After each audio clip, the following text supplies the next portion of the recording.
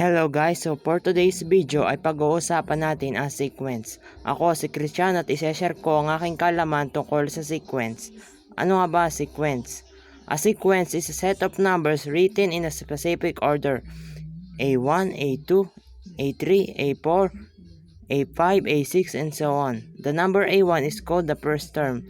A2 is the second term. And in general, AN is the nth term. So ito, simula pagkabata pa ay nakikita natin ang sequence, yung pagkakasunod-sunod ng mga bagay.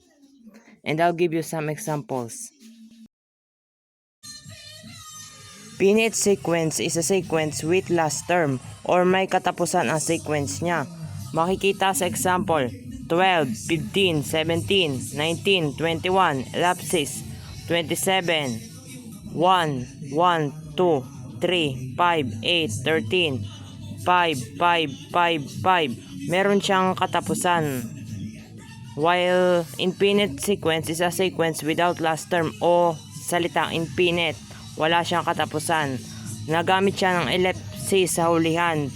Napalatandaan na ito ay infinite sequence.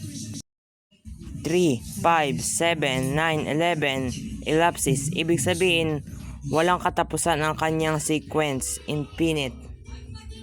Example 2. Find the next term of the sequence 18, 23, 28, 33. Makikita natin sequence na add lang ng add ng 5 ang kanyang sequence. 23 minus 18 is equal to 5. 28 minus 23 is equal to 5. 33 minus 28 equals to 5. So the next term is 38, 43, and 48, and so on. Example 3. What is the next term of the sequence? 5, 10, 20, 40. Makikita natin na tinatimes lang sa 2. Yun ang kanyang interval. 5 times 2 is equal to 10. 10 times 2 it is equal to 20. 20 times 2 it is equal to 40. So the next term is 40 times 2 is equal to 80. 80 ang next term niya. Example 4. Find the first 4 terms of the given rule. AN equals 3n minus 2.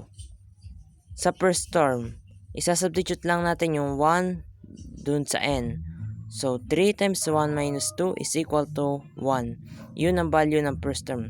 Sa second term, 3n minus 2, magiging 3 times 2 minus 2 is equal to 4. Yun ang value na second term. Sa third term naman, 3n minus 2, isa-substitute. 3 times 3 minus 2 is equal to 7. Yun ang value ng third term. Sa fourth term naman, 3n minus 2, isa-substitute yung 4 sa n, is 3 times 4 is equal to 12. Minus 2 is equal to 10. Yun ang value ng fourth term.